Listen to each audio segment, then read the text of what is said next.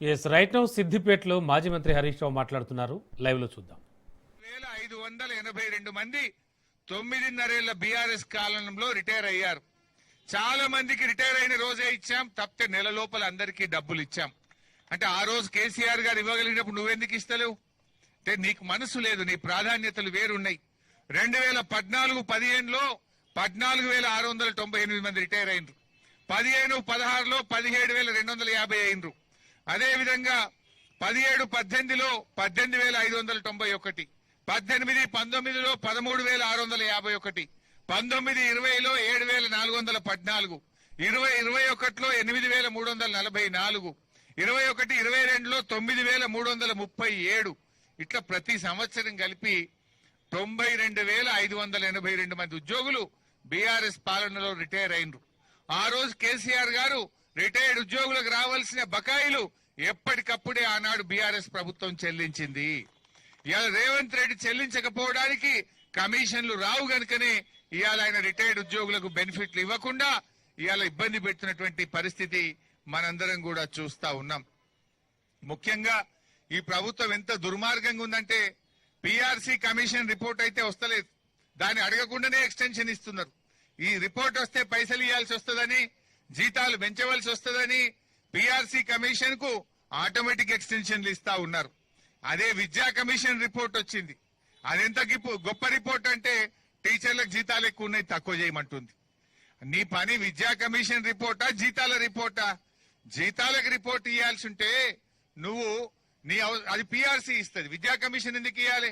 అంటే ఉపాధ్యాయులను తక్కువ చేసి చూపే విధంగా, ఉపాధ్యాయుల యొక్క గౌరవాన్ని తగ్గించే విధంగా ఇవాళ విద్యా కమిషన్ రిపోర్ట్ ఇచ్చింది.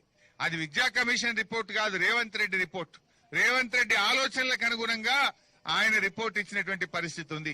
ఉపాధ్యాయులను చిన్న చూపు చూస్తూ ఉపాధ్యాయులకు జీతాలు ఎక్కువ ఉన్నాయి, తక్కువ చేయాలనేటువంటి రీతిలో ఇవాళ ఉపాధ్యాయులను అవమానపరిచే విధంగా ఆ విద్యా కమిషన్ రిపోర్ట్ ఒకవైపు ఉన్నది. బట్ ఏది ఏమైనా ఈ రిటైర్డ్ ఉద్యోగులకు 10,000 కోట్ల బకాయి అనేది రాష్ట్ర ప్రభుత్వానికి పెద్ద విషయం కాదు. ఇవాళ రేవంత్ రెడ్డి గారు మల్లన్న సాగర్ నుంచి హైదరాబాద్ కు మూసీలో నీళ్లు పోయడానికి 9,000 కోట్లతో టెండర్ పిలిచిండు.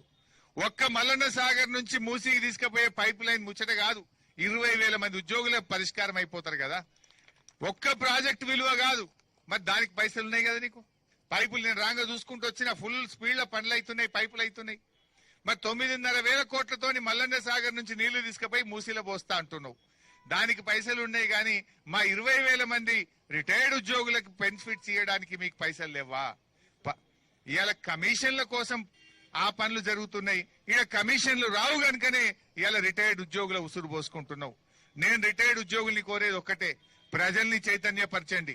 ఈ ప్రభుత్వం యొక్క ఫెయిల్యూర్లను ఎండగట్టండి. ఈ ప్రభుత్వం ఏ రకంగా రైతుల్ని మోసం చేసింది.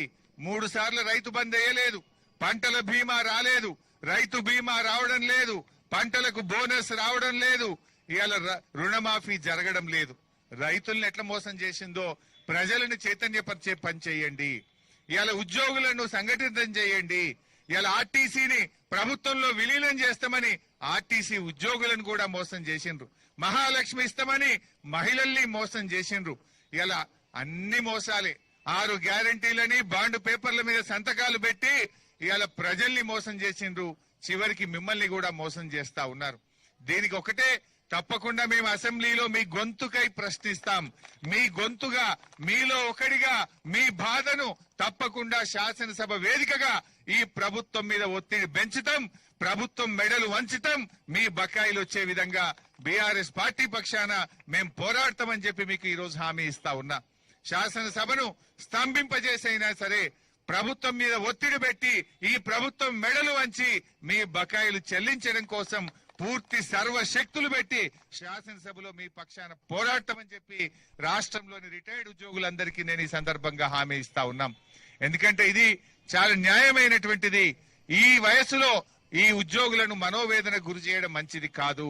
వాళ్ళు ఇలా ప్రశాంతంగా ఉండాల్సిన శేష జీవితం, సుఖంగా పిల్లలతో మనమలతో ఉండాల్సినటువంటి సమయంలో వైద్యానికి డబ్బులు లేక, పిల్లలకు ఇచ్చిన మాట నిలుపుకోలేక ఇవాళ అనేక సూటిపోటి మాటలు పడుతూ ఆ వేదన తట్టుకోలేక గుండెపోటుతో ఇప్పటికే 60 మంది చనిపోయినారు. ఇంకెంతమందిని చంపుతావు రేవంత్ రెడ్డి? సాలదా 60 మందిని పొట్టన పెట్టుకున్న జాలదా నీకు? నీకు ఇంకా నీ మనసు కరుగుతలేదా? నీ గుండె కరుగుతలేదా?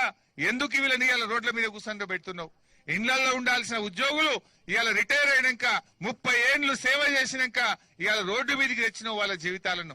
మండు టెండల్లో ఇవాళ నిరాహార దీక్షలు చేసేటువంటి పరిస్థితి రిటైర్డ్ ఉద్యోగులకు వచ్చిందంటే ఈ ప్రభుత్వ చేతగానితనం వల్ల, ఈ ప్రభుత్వానికి ఉద్యోగులంటే లెక్కలేనితనం వల్ల ఈ రకమైనటువంటి పరిస్థితి ఏర్పడ్డది. తప్పకుండా మేం గట్టిగా మీ పక్షాన ఉంటాం. మీరు కూడా సంఘటితపరచండి. ఇవాళ అన్ని పట్టణాల్లో ఆయన ఏమనుకుంటుండు? మున్సిపాలిటీ ఎన్నికల్లో ఓట్లు పడ్డాయి కదా, వీళ్ళకి ఇస్తే ఎంత, ఇవ్వకపోతే ఎంత అనుకుంటుండు. బిడ్డ, నీకు సురుకు పెడితే, నీకు కర్రు కాల్చి వాత పెడితేనే నువ్వు చక్కగా అవుతావు. ఇవాళ మా ఉద్యోగులు, మా రిటైర్డ్ ఉద్యోగులు కూడా సంఘటితమవుతున్నారు. తప్పకుండా నీకు తగిన గుణపాఠం చెప్తారు. జాగ్రత్త. ఇప్పటికైనా ఈ వచ్చే బడ్జెట్ లో బట్టి విక్రమార్క గారిని ఈ వేదిక నుంచి నేను డిమాండ్ చేస్తా ఉన్నా. రిటైర్డ్ ఉద్యోగుల పక్షాన నేను డిమాండ్ చేస్తా ఉన్నా. 3 లక్షల కోట్ల బడ్జెట్ పెడుతున్నావు కదా, 3 లక్షల కోట్ల బడ్జెట్ లో 10,000 కోట్లు మా రిటైర్డ్ ఉద్యోగుల బకాయిలు ఇయ్యలేవా? నువ్వు ఏంది నీ ప్రభుత్వం వచ్చినాక ఈ 2 ఏళ్ల 3 నెలల్లో 1,55,000 కోట్ల FRBM అప్పులు తెచ్చినావు. నువ్వు 1,55,000 కోట్లు తెచ్చినావు కదా, అందుకెళ్ళి 10,000 కోట్లు మా రిటైర్డ్ ఉద్యోగులకు ఇయ్యలేవా? బడా కాంట్రాక్టర్లకు ఇస్తావు, పెద్ద పెద్ద టెండర్లు పిలుస్తావు, కమిషన్లు వచ్చే పనులు మాత్రం చేస్తావు. ఇవాళ దయచేసి బట్టి గారు ఈ రిటైర్డ్ ఉద్యోగుల వేదన అర్థం చేసుకో.